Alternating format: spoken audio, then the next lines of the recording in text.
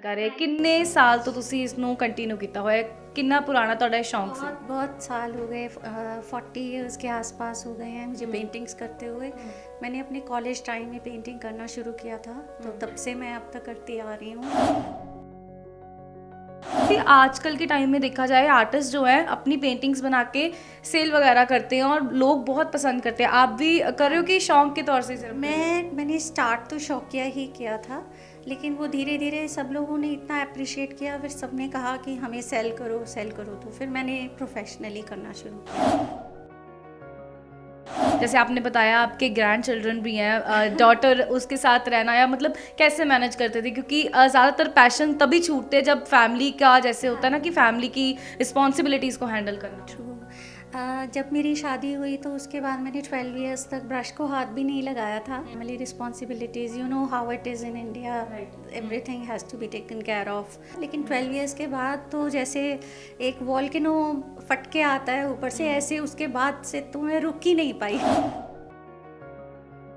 जैसे लगता हो कि मुझे ये चीज़ अभी सीखनी है, क्योंकि लर्निंग की कोई एज नहीं होती। 40 इयर्स आपको सीखते हुए और करते हुए होगे, और कुछ ऐसा लगता है कि मुझे अभी ये चीज़ सीखनी है। सीखना तो शायद कभी भी एंड नहीं होता। इंसान जब तक ज़िंदा है वो कुछ ना कुछ सीखता रहता है। मैंने अपनी आर्ट को शुरू में पहले मास्टर्स की जो पेंटिंग्स थी उनको देख देख के बनाना शुरू किया था। अब मैं ओरिजिनल आर्ट करती हूँ, मैं खुद फोटोग्राफ्स लेती हूँ और उनको क्लिक करती हूँ, या कोई भी चीज़ मेरे सामने पड़ी होती है मैं उसको देख के भी बना लेती हूँ। ਸਤਿ ਸ਼੍ਰੀ ਅਕਾਲ, ਲੁਧਿਆਣਾ ਟਾਈਮਸ ਦੇਖ ਰਹੇ ਹੋ ਤੁਸੀਂ। ਮੈਂ ਹਾਂ ਪ੍ਰਬਲੀਨ ਕੌਰ। ਸਕਰੀਨ ਦੇ ਉੱਤੇ ਤੁਸੀਂ ਜਿਹੜੀ ਪੇਂਟਿੰਗਸ ਦੇਖ ਰਹੇ ਹੋ ਉਸਦੇ ਪਿੱਛੇ ਜਿਹੜੇ ਆਰਟਿਸਟ ਦੇ ਬ੍ਰਸ਼ ਚੱਲ ਰਹੇ ਨੇ ਉਹਨਾਂ ਨੂੰ ਮਿਲਵਾਉਣ ਜਾ ਰਹੇ ਹਾਂ, ਤਾਂ ਉਹਨੂੰ ਗੱਲਬਾਤ ਕਰਦੇ ਹਾਂ ਕਿਵੇਂ ਸ਼ੌਂਕ ਜਾਗਿਆ। ਕਾਫੀ ਸਾਲ ਹੋ ਗਏ ਮੈਮ ਨੂੰ ਜਿਹੜਾ ਇਸ ਪੈਸ਼ਨ ਨੂੰ ਅੱਗੇ ਲੈ ਕੇ ਜਾ ਰਹੇ ਨੇ। ਸਾਰੀ ਡਿਟੇਲਸ ਲੈਂਦੇ ਹਾਂ। ਸਤਿ ਸ਼੍ਰੀ ਅਕਾਲ ਮੈਮ।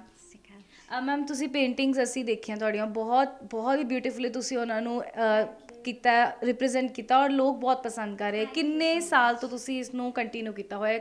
किन्ना पुराना ਤੁਹਾਡਾ शौक सी? बहुत बहुत साल हो गए 40 इयर्स के आसपास हो गए हैं मुझे पेंटिंग्स करते हुए।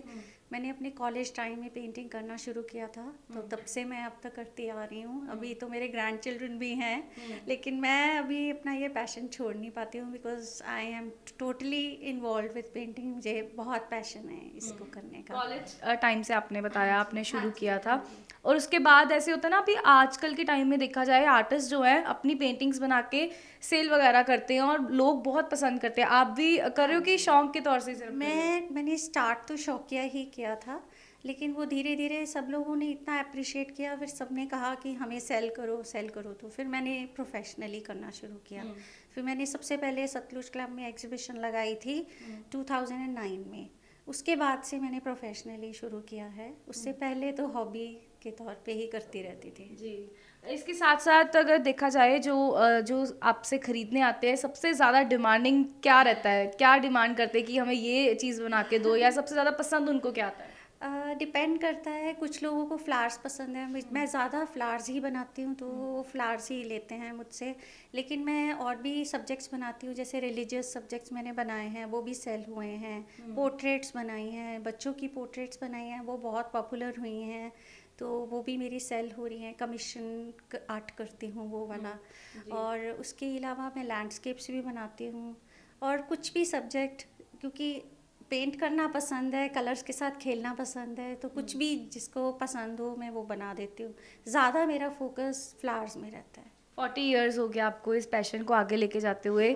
लाइफ के बहुत सारे ऐसे पार्ट्स होते हैं जहाँ पे कई बार ऐसे होता है कि टाइम नहीं मिल पाता, अपने पैशन को फॉलो नहीं कर पाते। जैसे आपने बताया आपके ग्रैंड चिल्ड्रन भी हैं, डॉटर उसके साथ रहना या मतलब कैसे मैनेज करते थे? क्योंकि ज़्यादातर पैशन तभी छूटते हैं जब फैमिली का जैसे होता है ना कि फैमिली की रिस्पॉन्सिबिलिटीज़ को हैंडल करना। ट्रू।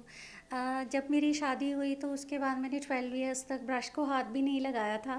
हालांकि मन करता था, बच्चे बहुत छोटे थे तो नहीं कर पाती थी। Family responsibilities, you know how it is in India, everything has to be taken care of, तो वो सब में मैं इन्वॉल्व थी। तो 12 इयर्स मैंने बिल्कुल हाथ नहीं लगाया। लेकिन 12 इयर्स के बाद तो जैसे एक वॉल्केनो फट के आता है ऊपर से, ऐसे उसके बाद से तो मैं रुक ही नहीं पाई। उसके बाद मैं हमेशा करती रही हूँ। बाकी काम सब हो जाते हैं। ये है कि पेंटिंग में फिर कभी ज़्यादा टाइम दे पाती हूँ, कभी थोड़ा, लेकिन मैं करती हूँ। अगर ऑर्डर्स आते हैं तो उनको टाइमली हाँ बना जी, के देना, क्योंकि यस। ऐसे होता है कि उनकी भी डिमांड है वो पूरी करनी, हाँ, उनको भी नहीं सेटिस्फाई करना। वो हम पहले ही टाइम लिमिट सेट कर लेते हैं। मैं अपना कंफर्ट और अपने काम, अपने सारा कुछ रिस्पॉन्सिबिलिटी सबको दिमाग में रख के फिर मैं उनको वही टाइम देती हूँ कि मैं कितने टाइम में उनको दे दूँ, और मेरी कोशिश होती है कि जो कमिटमेंट की है मैं उसी के बीच में उसको पूरा करूँ। राइट, आपने बताया आप फ्लावर्स की मेनली, उनका सब्जेक्ट आपका मेन फ्लावर्स है, और इसके साथ अगर देखा जाए आर्ट भी बहुत तरह की है। आपको सबसे ज़्यादा फ्लावर्स पसंद है, राइट? उसके अलावा कुछ पसंद है कोई, जैसे लगता हो कि मुझे ये चीज़ अभी सीखनी है, क्योंकि लर्निंग की कोई एज नहीं होती, 40 ईयर्स आपको सीखते हुए और करते हुए होगे, और कुछ ऐसा लगता है कि मुझे अभी ये चीज़ सीखनी है। सीखना तो शायद कभी भी एंड नहीं होता। इंसान जब तक ज़िंदा है वो कुछ ना कुछ सीखता रहता है। मैंने अपनी आर्ट को शुरू में पहले मास्टर्स की जो पेंटिंग्स थी उनको देख देख के बनाना शुरू किया था।